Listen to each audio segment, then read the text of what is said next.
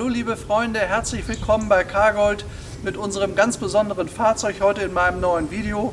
Das ist ein Maserati 3500 GTI aus dem Baujahr 1963. Diese Autos sind ja gebaut worden von 1962 bis 1965.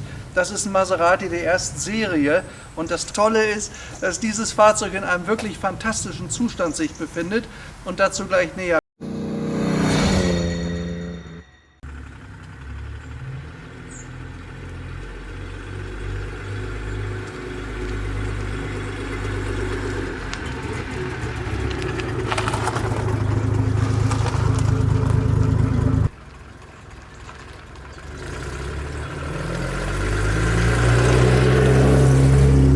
So, jetzt schauen wir die kleinen Spiegelchen an, dass wir auch gut alles im Rückspiegel sehen. Habe ich eingestellt und los geht's. Ich fahre jetzt mit dem Auto mal ein kleines bisschen langsamer, weil wie gesagt, so eine Maschine muss sich schön warm laufen, dass das Öl auch Temperatur bekommt. Ist bei uns heute ein bisschen wolkig in Oberbayern, aber es kommt ja langsam der Winter. Wir haben extra abgewartet, dass wir trockene Straßen haben. Die haben wir jetzt. Also es ist wirklich ein wunderschöner Sportwagen, wenn man sich dieses wunderschöne filigrane Armaturenbrett anschaut, was ihr hier vorne sehen könnt.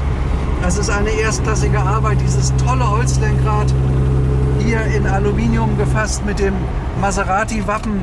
Also es ist wirklich ein ganz großer Wurf, dieser Wagen.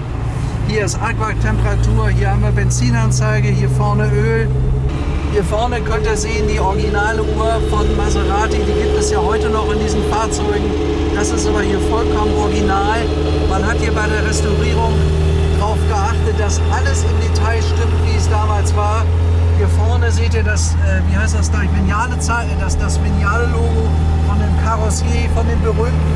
Es gab ja damals auch den Vignale Spider, davon sind 200 Fahrzeuge nur gebaut worden. Die Autos kosten heute zwischen 600.000 und 800.000 Euro und von diesem Auto gab es 350 Exemplare.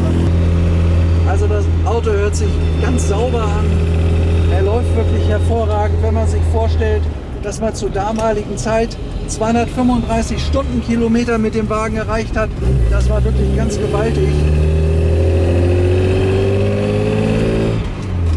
Oh, er fährt schön, hängt gut am Gas. Obwohl wir fahren hier noch ein bisschen wärmer, bis das Öl auch die richtige Temperatur erreicht hat. Übrigens hat das Auto 1963, wo es gebaut wurde, 52.000 D-Mark gekostet. Deutlich mehr als ein Mercedes 300 SL, obwohl der Mercedes 300 SL ja damals eine Generation war, die im Jahr 1963 ausgelaufen ist. Dieser begann Ende 1962, ist im März 1962 auf dem Genfer Automobilsalon vorgestellt worden und dann im Herbst 1962 in die Produktion gegangen. Maserati hat ja überhaupt erst Sportwagen ab dem Jahr 1957 gebaut und dieses Auto ist dann von Ende 62 bis 1969 produziert worden. Erst einmal in der Serie 1, wozu unser Auto gehört, und später dann in der Serie 2. So, jetzt sind wir in einem Ort, man merkt langsam, dass die Maschine geschmeidiger läuft, sie ist ein bisschen wärmer geworden. Auto liegt toll in der Hand, man merkt einfach, es ist alles gemacht, Achsaufhängung, es ist wirklich alles gemacht an dem Wagen. Man kann eigentlich sagen, das Auto befindet sich im Neuzustand, ist in Italien gemacht worden, in einer bekannten Sportwagenschmiede, die sich darauf spezialisiert hat. Auf diese Fahrzeuge, es gibt sogar so ein dickes Buch von diesem Unternehmen, das haben wir auch dabei bei der Akte. Also das Auto stellt sich so dar, wie es sich gehört. Oh, er zieht schön. Der Motor hat einen ganz gesunden Klang, einen gesunden Sound. So muss ein Auto laufen. Und es ist wirklich, man fühlt sich in die damalige Zeit zurückversetzt.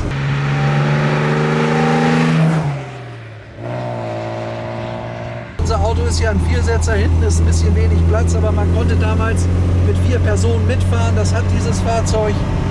Und damit kann man den Wagen auch vielfältiger einsetzen. Also es ist ein wunderschön gelungenes Auto mit einer tollen Karosserieform, die ich persönlich einmalig elegant finde.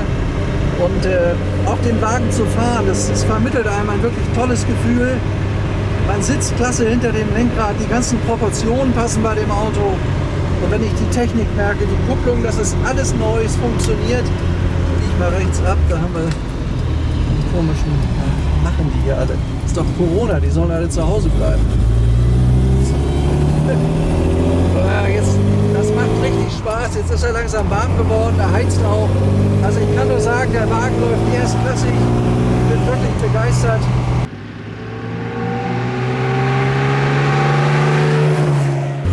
Also jetzt ist der Wagen schön warm, wie ihr seht.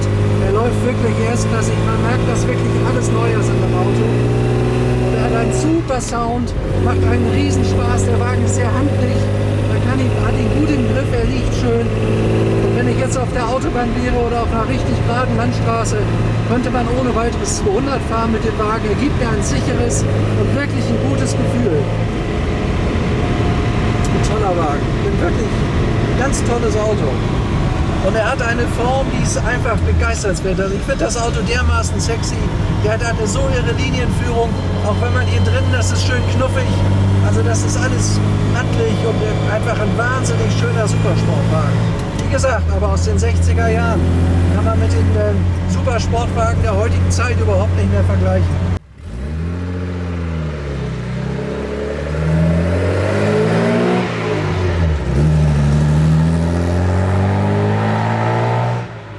Das Schönste an dieser Probefahrt ist eigentlich dieses tolle Gefühl, was man hat, wenn man mit diesem wunderschönen Supersportwagen unterwegs ist. Gibt einem ein ganz feines, elegantes Gefühl. Man ist stolz, in so einem tollen Auto zu sitzen. Also ich finde diese Eleganz von dem Wagen einmalig. So, jetzt sind wir mit unserem Sebring auf der Heimreise. Wir haben vielleicht noch 1 Kilometer. War eine tolle Probefahrt, die hat ungefähr 10 Kilometer gedauert. Die Maschine läuft klasse, das Auto läuft toll. Bin wirklich begeistert von dem Wagen. Macht wirklich Spaß und es gibt, glaube ich, nur noch ganz wenige, die in diesem tollen Zustand sind. Und ich würde fast behaupten, besser als den Wagen kann man so ein Auto gar nicht restaurieren. Das haben wir auch alles dokumentiert, wo man sehen kann, wie hervorragend das gemacht wurde. Also das hier ist sicherlich einer der besten und am besten restaurierten Sebrings, die es überhaupt gibt.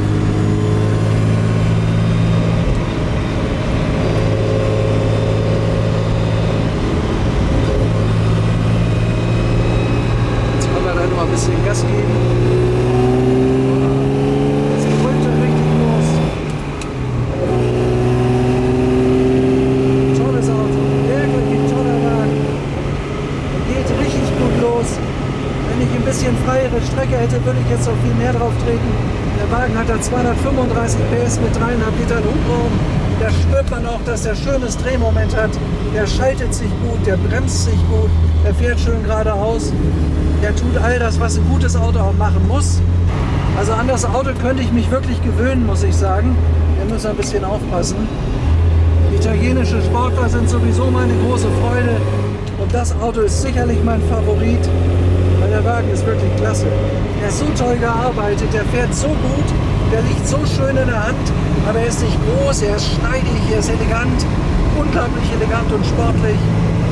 Das ist eigentlich das, was einen tollen Sportwagen ausmacht.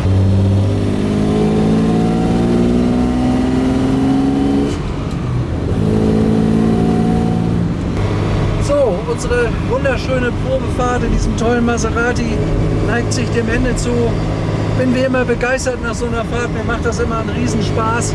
Vor allen Dingen haben wir den Vorteil, dass wir hier ein bisschen Platz haben, hier ist wenig Verkehr. Also man kann hier schön durchatmen, man kann das voll genießen, in so einem tollen Wagen zu fahren. Das tue ich auch. Hier vorne ist unsere schöne, ja, unsere Firma Beuerberg. Ist ja bekannt bei euch. Jetzt fahren wir auf die Auffahrt hoch. Also war wirklich wieder eine tolle Probefahrt, die mir wirklich einen Riesenspaß gemacht hat. Jetzt gehen wir nochmal ums Auto. Ich zeige euch das nochmal. Das ist wirklich ein einmalig toller Wagen. Er hat eine Form, die ist so fantastisch. Zu den Leistungsdaten dieses tollen Wagens, der wiegt nur 1200 Kilo. Vergleichbare Fahrzeuge heutiger Produktion wiegen ja fast das Doppelte.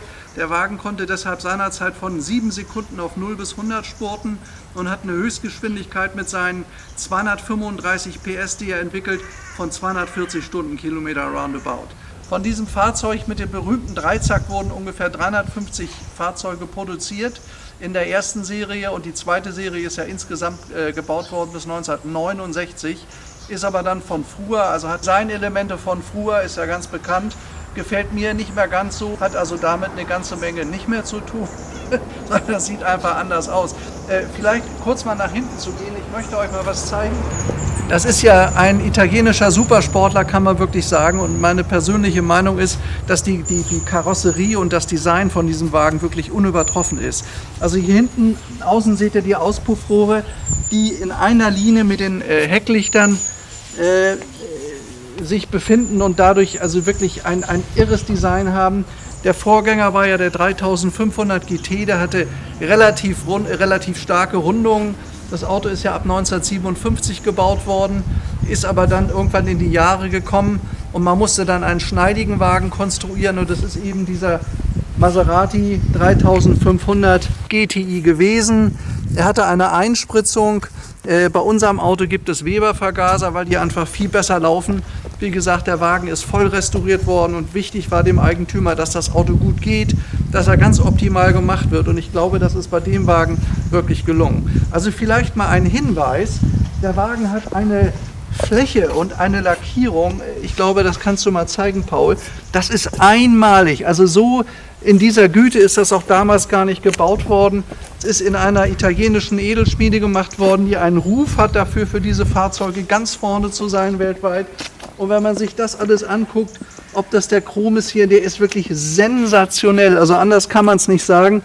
Schaut euch mal die Leisten an und das unterstreicht natürlich dieses irre, sexy Design. Ich kann das nicht anders sagen. Das ist ein total knackiges Fahrzeug. Dieses flache, gedrückte, aber etwas scharfkantiger war ja Anfang der 60er Jahre dann modern. Es gab damals den Aston Martin DB4, das war direkt sein Konkurrent. Und ich glaube, das ist den Maserati-Leuten wirklich gelungen. Diesen Wagen gab es ja als Coupé und als Spider, habt ihr schon mal gehört, Vignale Spider. Das heißt, die Karosserie kam seinerzeit von Vignale. Kann man hier unten auch an diesem Zeichen sehr gut erkennen. Das ist das Vignale-Zeichen. Der Wagen, das ist ein Sebring, also so ist er eigentlich bekannt. Maserati Sebring, da weiß jeder sofort was mit anzufangen.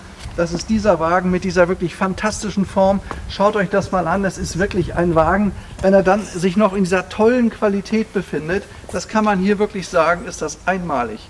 Und die Preise oder den Wert dieses Fahrzeuges bestimmt ja auch die Qualität. Diese Fahrzeuge werden heute gehandelt, je nach Qualität, zwischen 200.000 und 300.000 Euro. Aber ein Auto in der Güte, in dieser Qualität, also das haben wir auch von 100 Fahrzeugen, ist einer so top wie dieser Wagen hier. Wir haben hier bei der Akte dieses ganze Buch, was man gemacht hat bei der Restaurierung, steht da drauf, Maserati 3500 GT.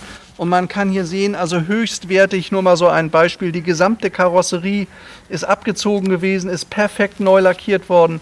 Hier kann man sehen, sämtliche Restaurierungsschritte, das ist nachher das Ergebnis. Also das ist ein Auto, so ist alles, die gesamte Historie, es passt alles zueinander. Und in dieser Güte habe ich, glaube ich, einen Sebring noch nicht gesehen.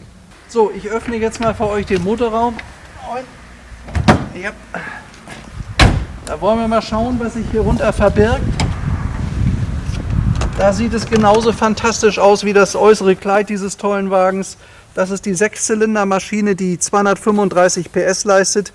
Hier sind die originalen Typenschilder, alles original von Maserati. Also man hat bei dem Auto besonders darauf geachtet, dass alles wirklich top original so wiederhergestellt wurde, bis zur Hutze von der Haube vorne. Was mal nicht mehr gut war, das hat man alles original gemacht. Das ist also wirklich ein total authentisches Fahrzeug. Das Auto hat keine Einspritzanlage, ich habe ja vorhin schon erwähnt, die hat man weggenommen. Die hat einen besseren Sound, die Weber-Anlage, also drei Weber-Vergaser montiert. Damit bringt er bessere Leistung, läuft auch ganz unproblematisch, was bei der Einspritzanlage oft ein Problem gewesen ist. Vielleicht noch mal ein Hinweis auf die tollen Details an diesem Auto, auch die Hutze hier auf der Haube, wie toll die gearbeitet ist. Das war damals im Original nicht mehr vorhanden, weil es einfach verschlimmbessert wurde. Heute haben wir es da und es ist wirklich sensationell gearbeitet. Also wahrscheinlich besser, als es damals das Werk verlassen hat. Hier vorne übrigens das weltberühmte Logo von Maserati mit dem Dreizack, kennt jeder heute, die Bahner bis heute tolle Sportwagen, hat unser Auto natürlich auch. Und diese beiden Doppellampen, die das Auto absolut charakteristisch gemacht haben. Also ein Sebring kann man sofort wiedererkennen und ist für mich einer der tollsten italienischen Sportwagen, die überhaupt gebaut wurden, weil sie dieses wunderschöne, tolle Design haben. Jetzt öffne ich mal den Kofferraum. Und was wir hier finden, ist natürlich ganz besonders. Das geht nicht auf, es klappt zusammen. Moment. Das muss man stützen. Das ist natürlich etwas ganz Besonderes. Es gibt hier ein wunderschönes gemachtes Kofferset mit dem Maserati-Logo vorne drauf. Das ist also wirklich erste Klasse. Hat man normalerweise in einem solchen Fahrzeug nicht. Von der richtigen Farbe, vom richtigen Design, passt alles genau dazu.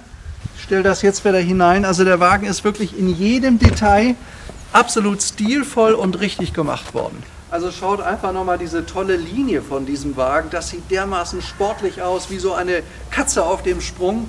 Ein so wunderschönes Design hat man, meine ich, selten gesehen bei einem Sportwagen. Das können die Italiener noch ein bisschen besser als die Engländer. Das war ja damals der US-Markt ganz wichtig für diese Fahrzeuge und deswegen hat man diesen Wagen auch geschaffen. Damals der direkte Gegner war Aston Martin. Aber ich glaube hier, also wenn ihr mich fragt, ich finde das Auto schneidiger und schöner und eleganter als ein Aston Martin. Übrigens ganz selten damals, der Wagen hat elektrische Fensterheber, wie ihr da vorne sehen könnt. Unten in diesen schönen Chromeinfassungen in der Tür. Jedes Detail, was in diesem Auto ist, ob das an der Türinnenverkleidung ist oder an diesem hochwertigen Armaturenbrett, alles ist original, alles ist authentisch und wirklich von einer erlesenen, originalen Güte. Das fasziniert. Auch hier das Logo, hier sind übrigens auch wieder die Fensterheberchen, das funktioniert doch alles. Hier diese schöne originale Maserati-Uhr, das ist die richtige Uhr.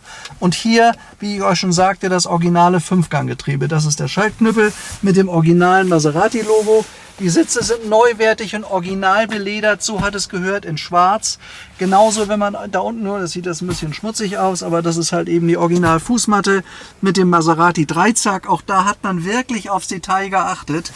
Also ich wüsste nicht, was mir an dem Auto fehlt.